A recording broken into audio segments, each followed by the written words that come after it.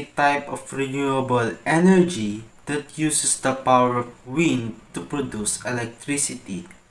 Kapag umiihip ang hangin, tinutulak nito ang malalaking blades ng wind turbine, kaya ito umiikot.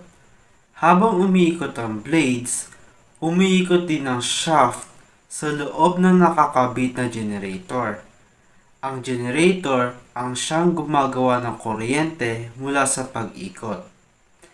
Parang electric fan in reverse ang wind turbine. Sa electric fan, gumagamit tayo ng kuryente para makalikha ng hangin. Sa wind turbine naman, gumagamit tayo ng hangin para makalikha ng kuryente. Dahil ang hangin ay natural at hindi nauubos, ang wind energy ay malinis, ligtas, renewable kaya hindi ito nagdudulot ng pollution. Ang wind turbine ay mayroong rotor na may mga blades. Kapag umihip ang hangin, tinutulak nito ang mga blades kaya umiikot ang rotor.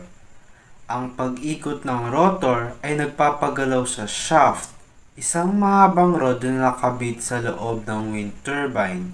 Ang shaft na ito ay direktang konektado sa generator. Habang umiikot ang shaft, umiikot din ang loob ng generator at dito nagaganap ang pag-convert ng mechanical energy papuntang electrical energy. Ibig sabihin, ang galaw mula sa hangin ay nagiging kuryente na pwedeng gamitin sa bahay, paaralan at mga gusali. Sa madaling salita, ang hangin ang nagpapagalaw sa blades, ang blades ang nagpapaikot sa shaft, at ang shaft ang nagpapatakbo sa generator para makagawa ng kuryente. Ang tawag naman sa maraming wind turbine ay wind farm.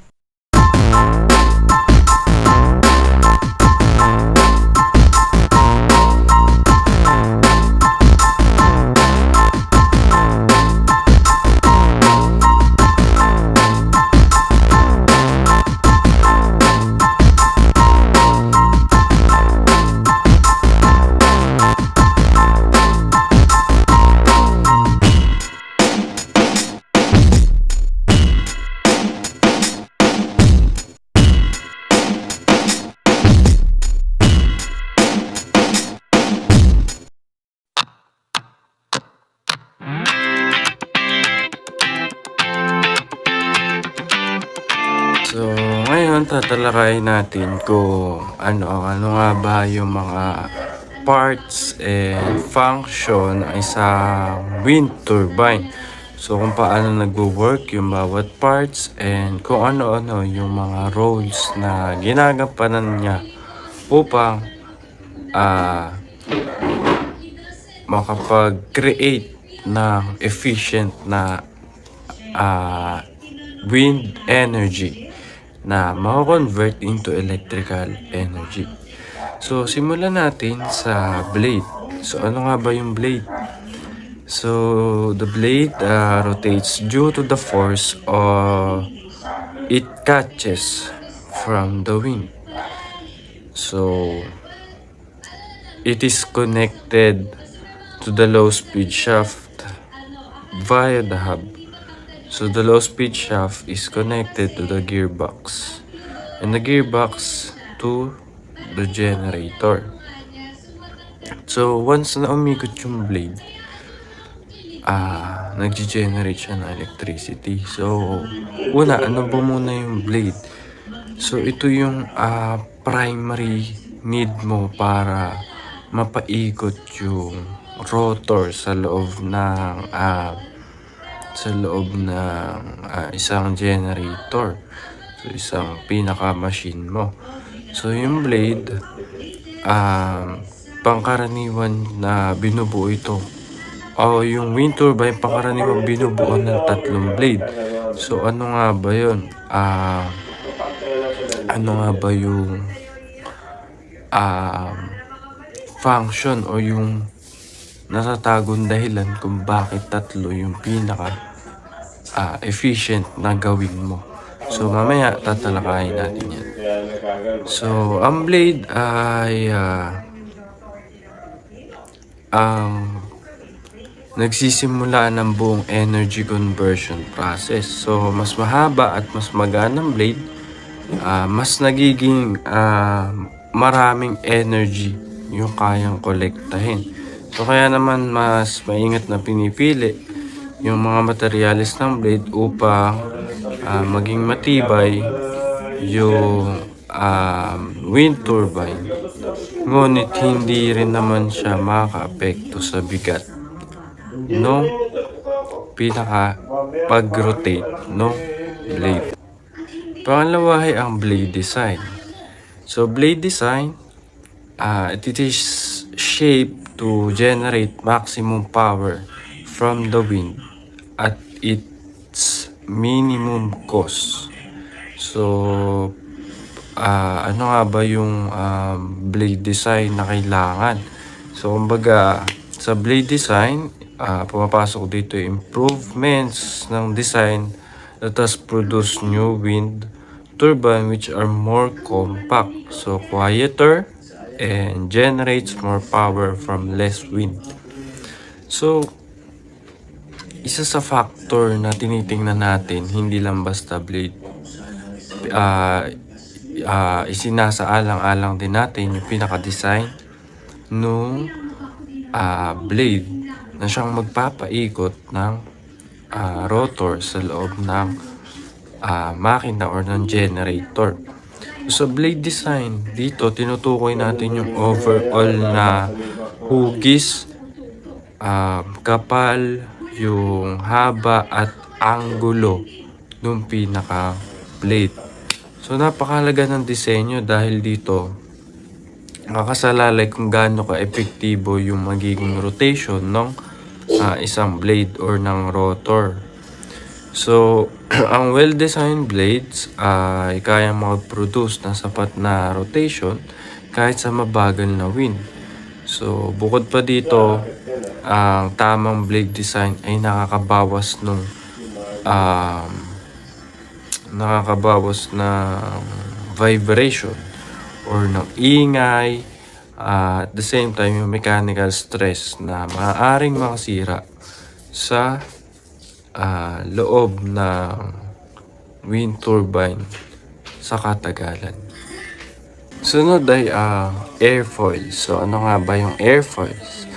So airfoils, this airfoil design allows the blade tips of the wind turbine to move faster than the wind is moving. So, possible pala yon na mas magiging mabilis yung ikot ng wind turbine or nung pinaka-blade sa rotor. Mas mabilis yung magiging ikot kumpara sa hangin. So, possible pala yun. So, possible yun dahil sa design niya na i-build mo na hindi lang siya basta flat. So kasi ang airfoils kasi o yung airfoil kasi ay ang cross-section shape ng blade na kahawig sa pakpak ng eroplano. So 'di ba may angle yung pakpak ng eroplano na siyang nagge-generate ng dalawang force. So papasok dito yung tinatawag nating lift force and then yung drag force. So sa susunod na pag-explain or mag-explain, mas palalalimin natin kung ano nga ba or i-explain natin kung ano yung pinagkaiba ng dalawang force na yun. So dahil sa airfoil shape, nagkakaroon ng pressure difference kapag dumadalo yung hangin sa ibabaw at sa ilalim no blade. So yun na nga yun, yung lift and then yung drag force. So, airfoil or sa pamamagitan ng airfoil, mas efficient niya na nakakollect yung wind energy kumpara sa simpleng flat na blade lang. So, kasi kapag flat lang yung blade mo, directly lang siya or perpendicular lang natatama yung wind. So hindi siya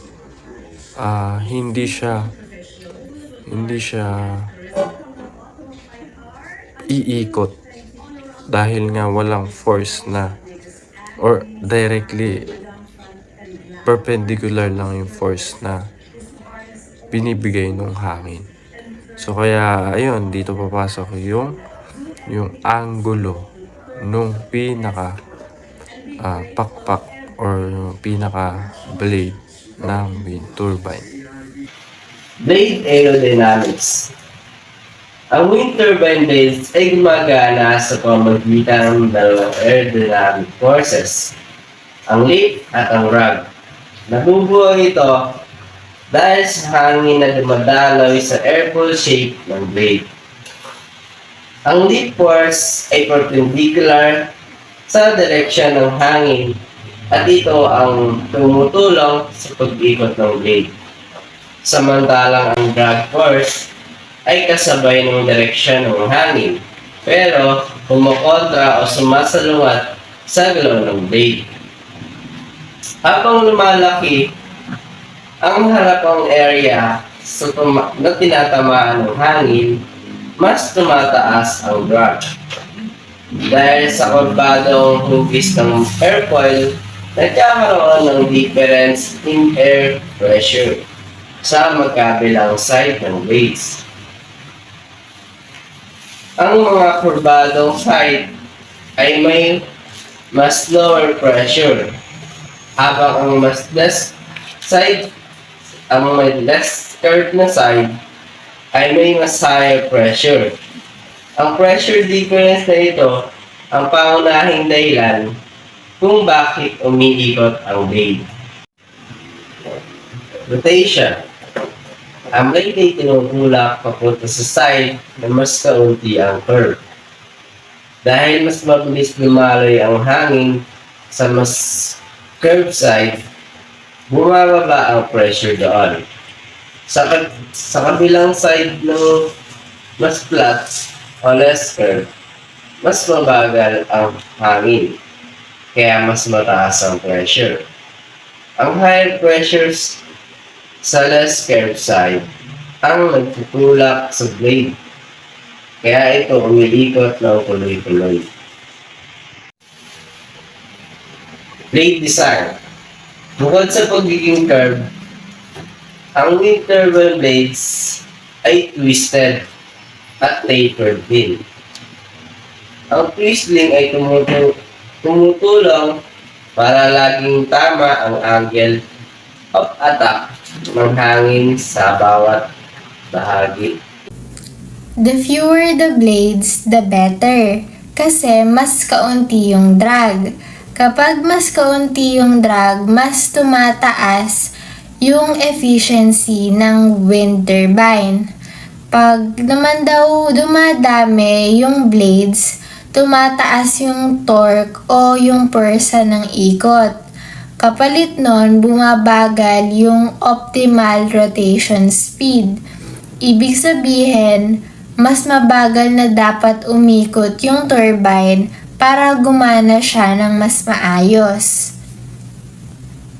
Importante ang number of blades ng wind turbine kasi naapektuhan nito yung stability at kung gaano karaming electricity ang nagagawa. So, sa one blade, mas konti yung drag kaya pwede sana siyang gumawa ng mas maraming energy. Pero hindi siya balance kaya umaalog at hindi siya safe gamitin. Sa two blades naman, mas magaan at mas mabilis umikot. Ang problema, kapag nagtuturn siya para humarap sa hangin, umuuga siya. Dahil dito, mas mabilis masira yung mga parts ng wind turbine.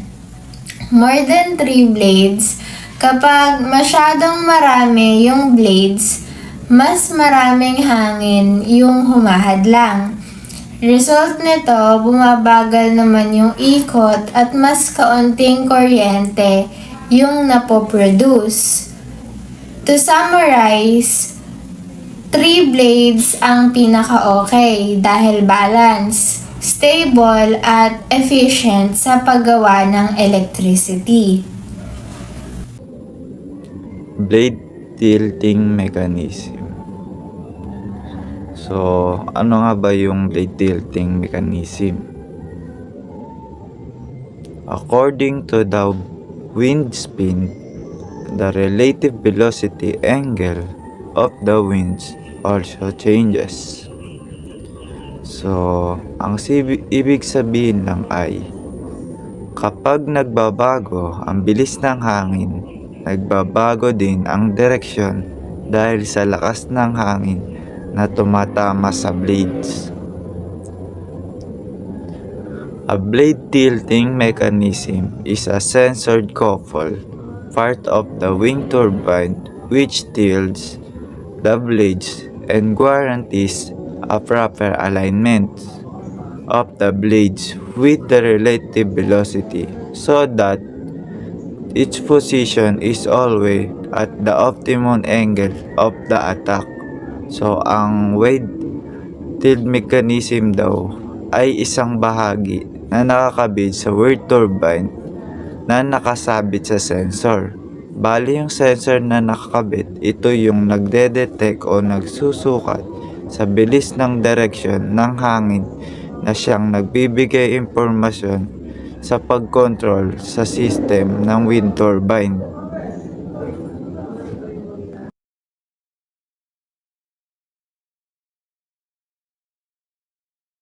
Next ay ang nacelle. So, ano nga ba yung nacelle? So, the housing at the back of the blade, which contains the slow-speed shaft, gearbox, generator, and other small parts inside it.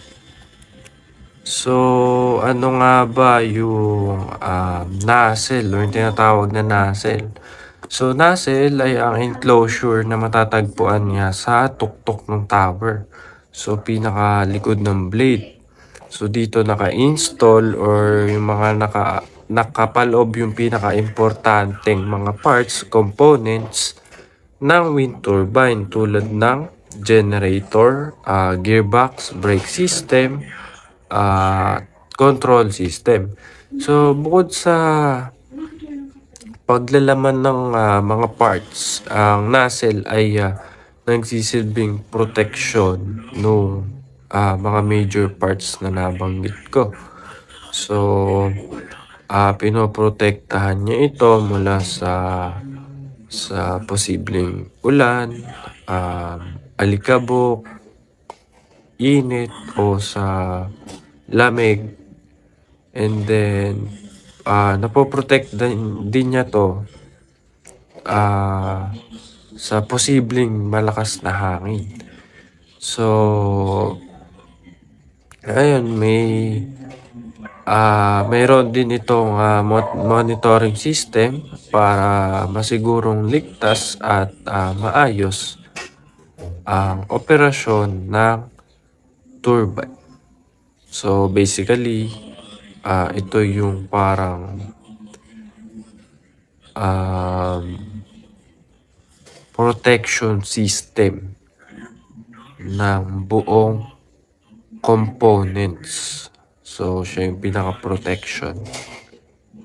Okay, next naman ay ang gearbox. So, gearbox, the component which converts the slow rotation of the blade into faster rotation.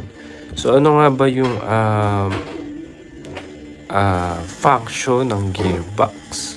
So, gearbox, basically, yung mga gearing. Siya yung responsible sa pag-i-increase ng rotational speed mula sa blades. So, papunta sa generator. So, dahil natural na mabagal yung ikot ng blades, hindi sapat yung bilis na yun. Para mag-generate ng mas malakas na power or ng kuryente. So, kaya ginagamit natin yung gearbox para i-step up natin yung speed at gawing mas angkop sa generator. So sa madaling salita, nagbabalik ng sapat na bilis ito upang mas posibleng ang pagiging efficient sa electricity production. So sa gearbox kasi, papasok dito yung ratio ng gearing. So ang ratio kasi ng gearing natin ay sa wind turbine ay 90:1. So kumbaga, naka isang ikot na sa may blade, naka 90 rotation na siya sa gearbox sa loob ng gearing or ng generator. So ganun nag-work yung gearbox natin. At tsaka sa ratio kasi meron din tong rate na revolution per meter ng input and then ng output. Sa input, meron siyang 16.7 na revolution per minute. So nako-convert to. At ang nagiging output ay pumapalo ng 1.5 to 1.8 RPM or revolution per minute.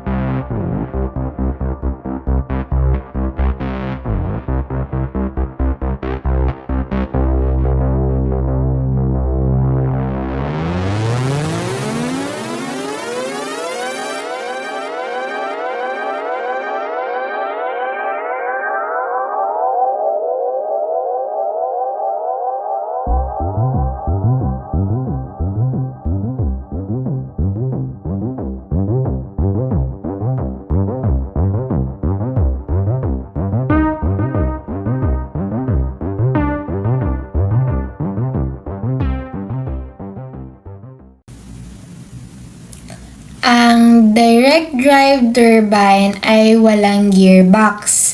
Ibig sabihin, yung main shaft ay diretso nang umiikot sa generator. Kaya pareho lang yung bilis ng ikot ng generator at ng turbine blades. Kung ikukumpara siya sa geared type, mas mabagal yung ikot ng PMDD or yung Permanent Magnet Direct Drive Generator at mas konti yung moving parts niya. Dahil doon, mas kaunti yung stress at pagod ng mga parts ng turbine. Ang result nito is mas tahimik yung operation, mas konti yung vibration, at mas mahabang lifespan at mas mababang maintenance cost. Pero meron din siyang disadvantage. Dahil mabagal yung ikot ng direct drive, kailangan niya ng mas maraming magnet para makagawa ng sapat na frequency at power. Dahil doon, lumalaki at bumibigat yung generator kumpara sa may gearbox. Dagdag pa doon, yung mga magnets na ginagamit ay neodymium, so mahal. Dahil sa mataas na cost at bigat, matagal na hindi siya naging major competitor yung direct drive turbines kumpara sa geared turbines. Pero sa ng mga experts, possible na maging dominant yung direct drive dahil nasa maximum efficiency na yung gearbox turbine, while yung PMDD generators ay may mas marami pang pwedeng improvements sa design at performance.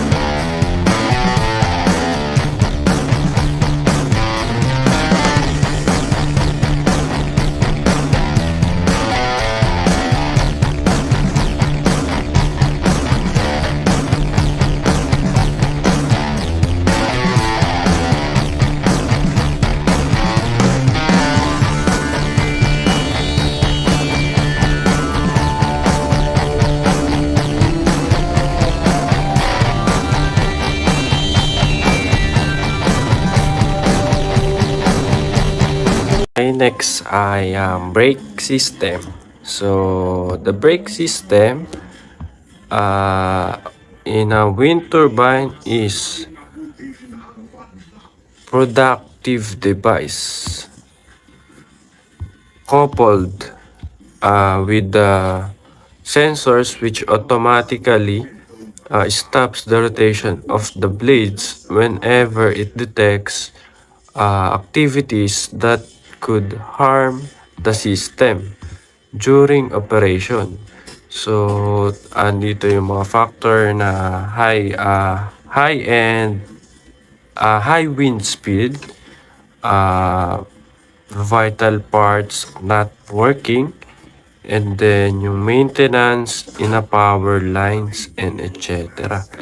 So, ano yung ang common kasing function ng brake ay para pahintuin yung pinakang turbine or pinakang wind turbine.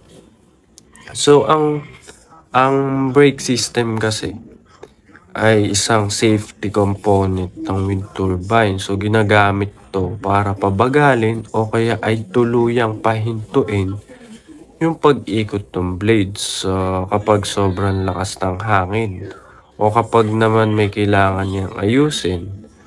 So, mahalaga yung brake dahil pinoprotektahan nito yung turbine mula sa overspeeding o maaari magdulot na seryosong damage. So, sa mga emergency situations, ang brake ay nagsisilbing pangunahing safety mechanism ng buong system. So, kumbaga, bukod sa nozzle, yung brake system din kasi yung pinakang protection system ng buong wind turbine. So, kapag kailangan nating i-maintenance yung wind turbine, syempre hindi mo naman siya ma-maintenance habang umiikot or nag-work yung wind turbine. So, kailangan mo siyang pahintuin. And then, ayun nga, kaya pumapasok dito sa brake para siya magpahinto no pag-ikot ng wind turbine o kaya pabagalin. Yaw system. A sensor-equipped mechanism consisting primarily of yaw motor, yaw drives, and others. So, sabi lang dyan is, ito daw ay may sensor na binubuo ng yaw motor, yaw drive, at iba pa. Its function is to automatically rotate the nozzle on top of the tower so that The set of blades is facing the wind directly at all times. So, ang tungkulin lang na to is paikutin yung nozzle sa ibabaw upang ma-detect yung kung saan papunta yung hangin. Each detect its proper direction through the electronics information being fed by the wind vane located at the back. This ensured that the wind turbine is producing the maximum amount of electricity energy.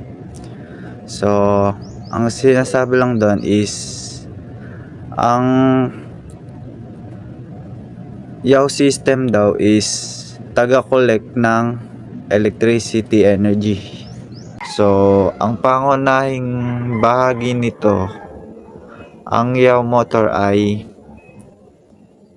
at drives na responsable sa pag-ikot ng nozzle. Ang mga sensor ang nagbibigay ng impormasyon kung saan nanggagaling ang hangin. Then, ang pangunahing layunin ng yaw system ay paikutin yung nozzle. Kaya hindi na kailangan ng mga tao o manual na adjustment dahil ang yaw system na ang kumokontrol. So, yun lang. Bali, ang yaw system na ang kumokontrol. Each detect the proper direction through the electronics information being fed by the wind vane located at the back.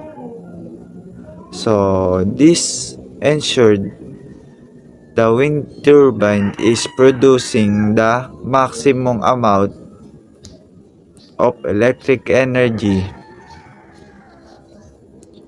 So, ang sabi is nalalaman ng yaw system ang tamang direksyon ng hangin gamit ang wind vane na nasa likod ng nozzle. So, ang wind vane ay nagpapadala ng electronic signal na nagsasabi kung saan nanggagaling yung mga hangin. So, dahil dito, laging nakaharap sa hangin ang blades. Dahil sayaw daw, mas tinatapatan niya yung hangin. Mas maraming energy ang nahuhuli, mas mataas o ang nalilikhang kuryente ng wind turbine. So, yun yung pinaka-purpose ng yaw system. Okay, next ay ang tower. So, tower, when the velocity increases at higher altitude.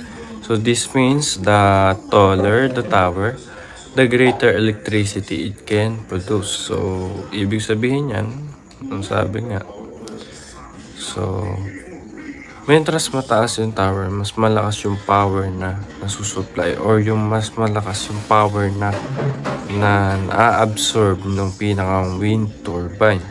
So, yung tower kasi, ang tower ay matayog na structure na sumusuporta sa buong wind turbine. So, itinataas niya yung blade and nozzle sa mas mataas na altitude kung saan mas malakas at mas consistent yung hangin. So kung papansinin nyo kasi, kahit sa saranggola, yung saranggola,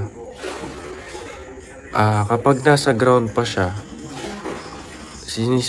sisimulan mo palang paangatin, hirap siyang lumipad kapag mahina yung hangin.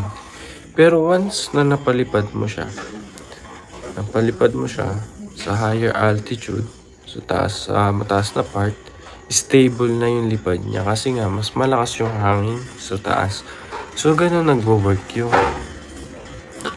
yun yung function pala ng tower kung bakit siya itinataas or tinataas yung pinaka wind turbine. So para mas maging stable nga yung pag-ikot ng blade kasi yun yung magiging kalaban natin sa pagpoproduce ng energy. Kung may mahinang hangin, syempre yun yung pinaka downside ng magiging wind turbine natin. So kaya ngayon nga itinataas natin para maging consistent at stable yung hangin. Tsaka ang pinaka purpose din ng tower, since siya yung pinaka foundation nung wind turbine natin, syempre kailangan mas matibay. So gumagamit tayo ng conical tubular steel tower na pangkaraniwang nag-average sa height na 75 to 110 meters. So sa kasi sa may Western Jutland, Denmark, meron tinaguri ang pinakamataas doon na tower ng wind turbine, which is 280 meters. Kapag sinabing wind vane, ito yung nagsasabi ng direksyon ng hangin. Kapag naman wind anemometer, ito yung nagbe-measure ng lakas or strength ng hangin. The best places for wind farms ay matatagpuan sa coastal areas, sa tuktok ng mga bilugang burol, sa malalawak na kapatagan o open plains, at sa mga siwang o gaps sa pagitan ng mga bundok. Ito ay dahil sa mga lugar na ito, ang hangin ay may malakas at mais tuloy-tuloy na very important para sa paggawa ng kuryente. Sa coastal areas o mga lugar na malapit sa dagat, mas malakas ang hangin dahil walang masyadong harang na lupa o buildings, kaya mas madali para sa wind turbine na umikot. Sa tops of rounded hills, mas mataas ang lugar kaya mas malakas din ang hangin dahil walang masyadong harang, diretsong tumatama ang hangin sa wind turbines. Sa open plains naman o malalawak na patag na lupa, walang masyadong puno o gusali na humaharang sa hangin, kaya consistent ang pag-ihip nito. Sa gaps in mountains, doon dumadaan at bumibilis ang hangin dahil parang dinadaanan nito ng makitid na daan, kaya mas malakas ang tulak sa wind turbines. Meron din tayong tinatawag na offshore wind farms na tinatayo sa dagat. Dito, mas malakas at mas steady ang hangin kaya mas maraming kuryente ang nagagawa. Merong advantages at disadvantages ang wind farm. Sa advantages, una-una, hindi ito ginagamitan ng fuel. Pangalawa, ang wind turbine ay hindi nagproproduce ng greenhouse gases. Pangatlo, the land beneath the wind turbine ay pwede pang gamitan para sa farming. Pang-apat, pwede itong maging good source of electricity para sa remote areas. Meron din itong disadvantages. Unang-una, the wind is unpredictable. Pwedeng malakas ito kanina at mayat maya pwedeng ito'y mahina. Pangalawa, the land or the wind farm near the coastal areas, the land there is very expensive. And pangatlo, pwede ito maka-affect sa television reception lalo sa malalapit na lugar.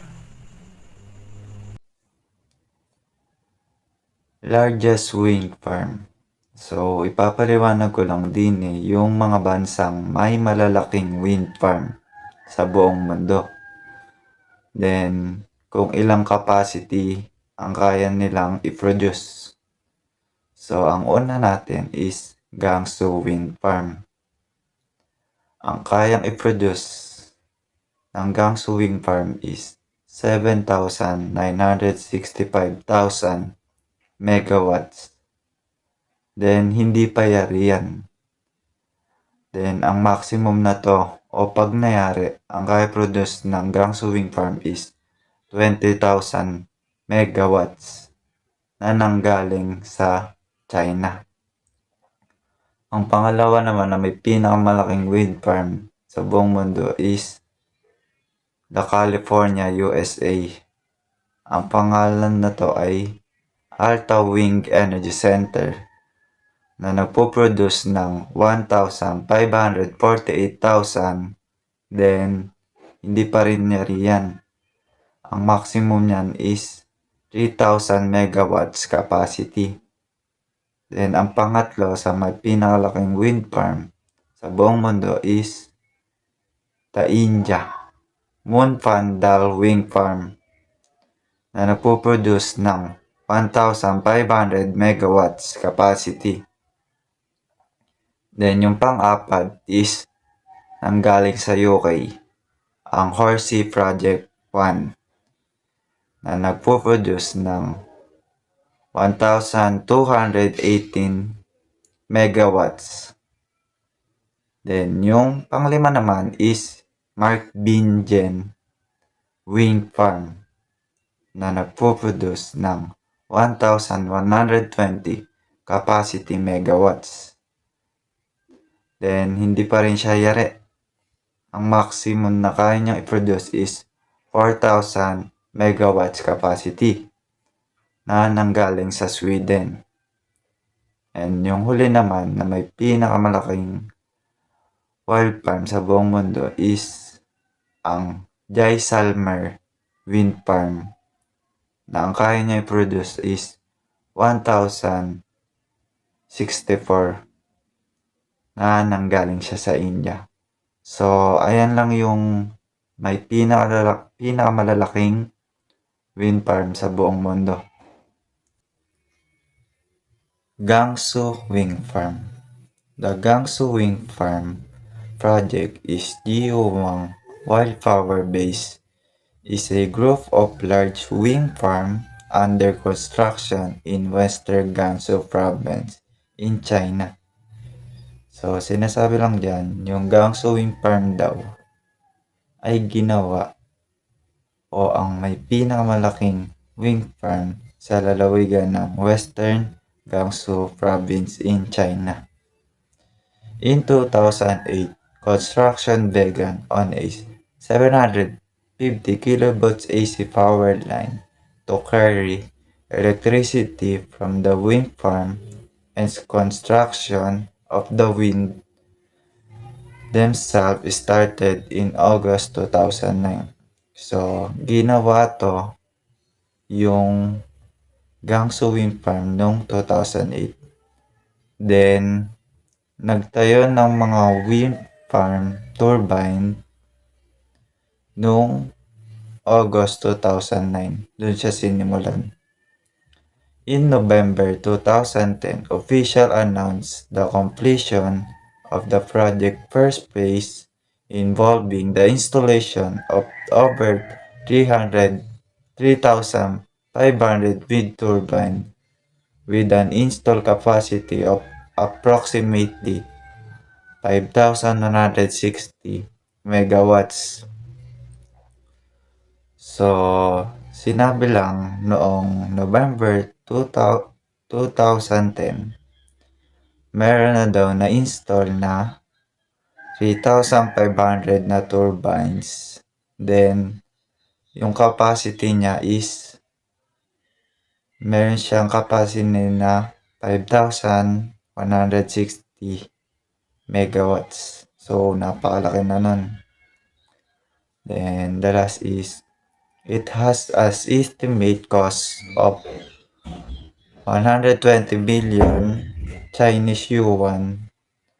The project is being built by the more than 20 developers. So, yung buong turbine o yung Gangsu Wind Farm ay naghahalaga ng 120 billion Chinese yuan. Napakamahal. Then, yung nag-build nun is 100, ang nag-build nun is 20 developers.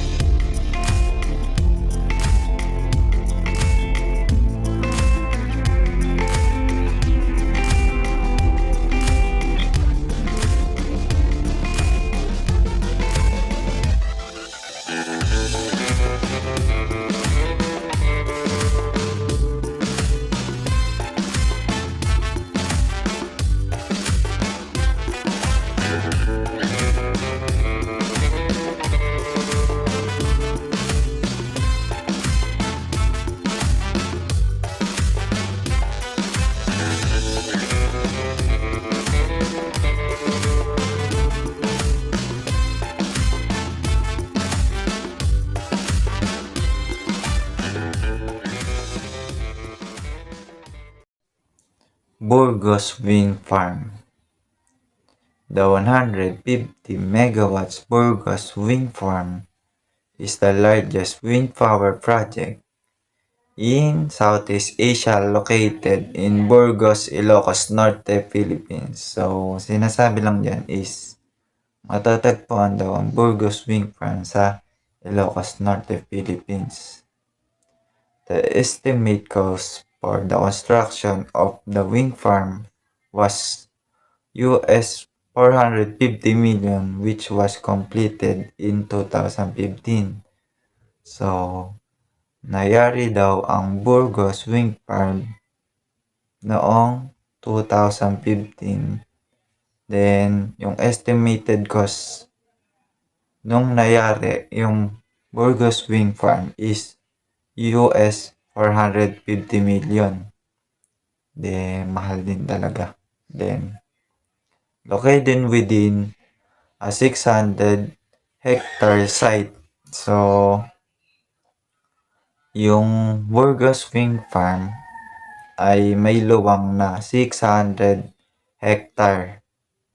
The facility consists of 50 wind turbines, each with a capacity of 3 megawatts generating electricity to the Luzon grid. So, yung Burgos Wind Farm ay meron siyang 50 wind turbines. Then, ang capacity ng each turbines is 3 megawatts. Each wind turbine rests on a tubular steel tower, has 50 meters hub height, and 90 meters motor diameter. So, yung sukat daw ng turbines is may 75 meters yung taas. Then, yung diameter naman na to is meron lang siyang 90 meters. Then, gawa daw ito sa tubular steel tower. So, compare natin sa isang una kong sinabi, yung Bangsu. Compare din sa Burgos is mas malaki talaga yung sa China compare din sa Pilipinas.